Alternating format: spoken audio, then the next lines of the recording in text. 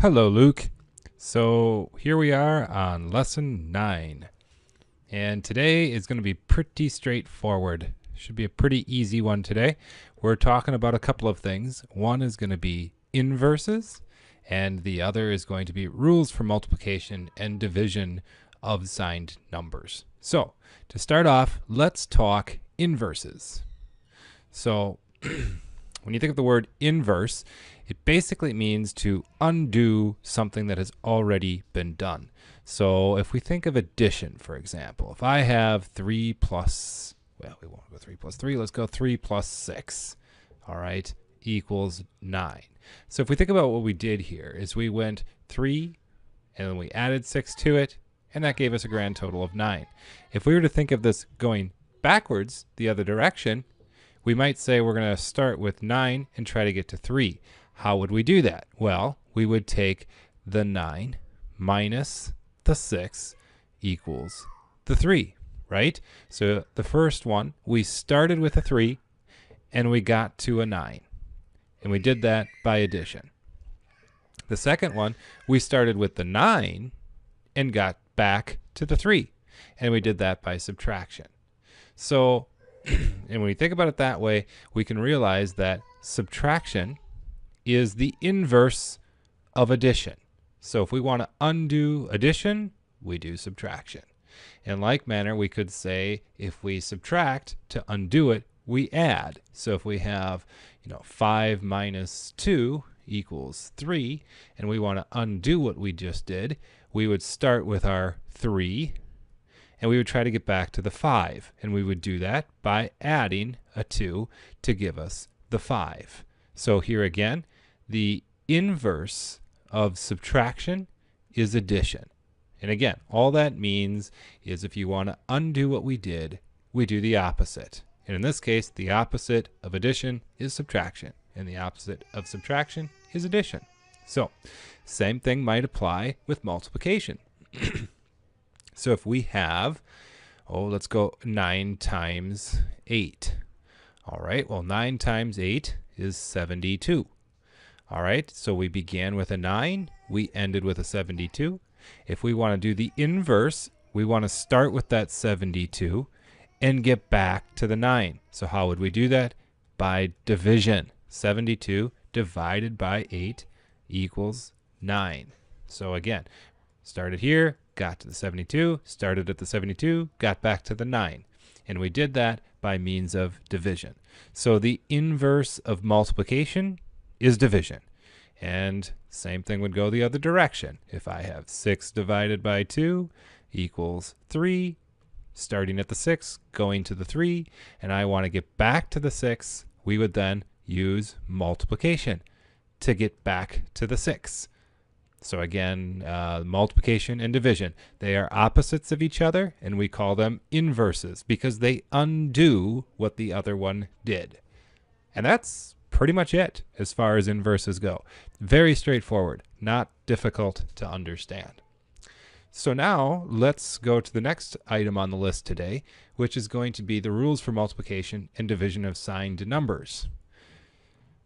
So we've already discussed in past lessons how to add numbers algebraically. And I say add and not subtract because in algebra we never think of subtraction. We always think of addition. So if I have something that looks like 6 minus 3, in algebra, we're going to think of that as 6 plus a negative 3. And this is what you've been doing for a while now with the number lines that you've been working with and whatnot. We've been thinking about it as far as, which direction do you go on the number line? If we're on the 6 and I'm adding to that a negative 3, whenever you add a negative 3, or a negative number, you go to the left on the number line. So we would start at the 6 and we would go to the left 3 units. So 1, 2, 3, and that would give us a 3 on the number line because, of course, this is a 4, this is a 5. So the negative would just indicate that we go to the left on the number line versus a positive 3 would indicate that we would go to the right on the number line. we would go plus 1, plus 2, plus 3. We would end up with our 9, with our 9, because of course this is 7, this is 8, and this is 9. So we moved 3 units to the right of our 6. So that's what you've been kind of doing already. But now we're going to start talking about, and maybe I might add just one more to this. Remember, if we're adding 2 negative numbers, that's probably as tricky as it can get.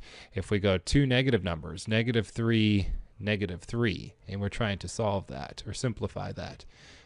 We remember that in algebra, we think of it in terms of addition. So we think of it in terms of a -3 plus a -3.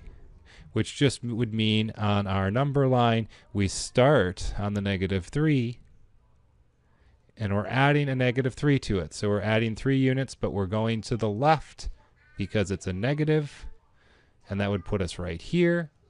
So it'd be, going 1, 2, 3 units to the left, which then would put us, this is a -4, this is a -5, this is a -6. Because remember, as we go this way, the numbers get bigger as we go that direction. So therefore the answer would be a -6. All right. So in addition, that's what you've been working with up to this point. Pretty straightforward. Now let's talk about multiplication. So in multiplication, we can't really use this number line to help us out. It just doesn't work very well. So instead, there's a couple of rules that we're going to need to memorize in multiplication with signed numbers. So the first one is pretty simple. So if we have something like, 5, let's go a positive 5, to be clear, and we want to multiply that by a positive 3. All right, we would say the answer is, positive 15, or if you want, just 15. All right, so in this case, it's pretty straightforward. It's something we've been doing since, 3rd grade. You have a positive number, you multiply it by another positive number, the result is a positive number. Surprise, surprise. Okay. Now, though, let's talk about signed numbers. So what happens if we have not 2 positive numbers, but what happens if we have a -5? And we're going to multiply that by a positive 3 in this case.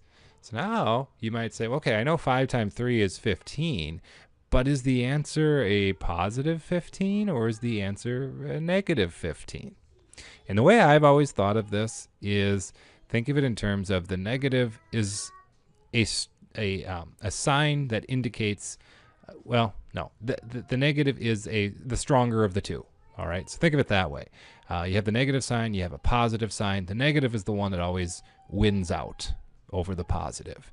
So if you have the 2 signs and they are different, the end result is always going to be a negative. So a -5 times a positive 3 is going to be a -15.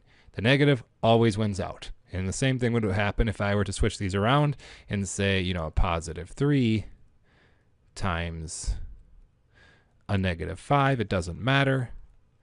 You still have a positive and a negative. The negative's going to win. It's going to be a -15. Okay? So whenever you have different signs, think negative answer. All right? Now, what happens if we come up with the 4th possibility here? What about if we've got 2 negatives? So let's say we have a -4, and we want to multiply this by a -5.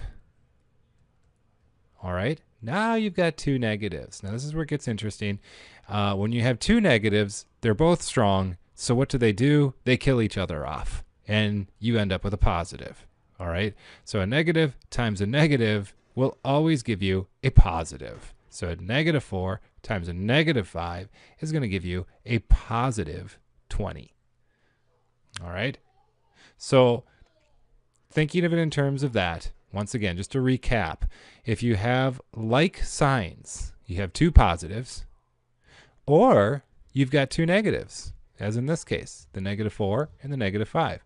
If the signs are the same, you'll always end up with a positive answer. All right? If the signs are different, you'll always end up with a negative answer. So Let's write that down because I think that's pretty important. So if the signs are the same,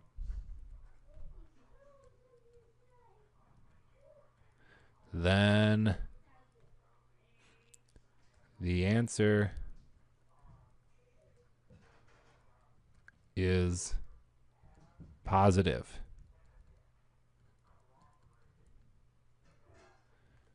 Okay?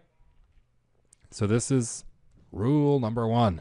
If the signs are the same, then the answer is always positive. Now, rule number 2. Yeah. If the signs are different,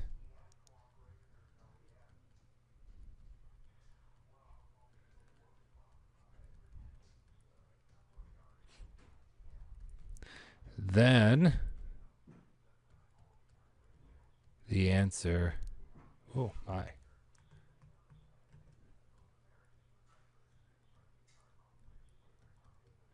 is always negative.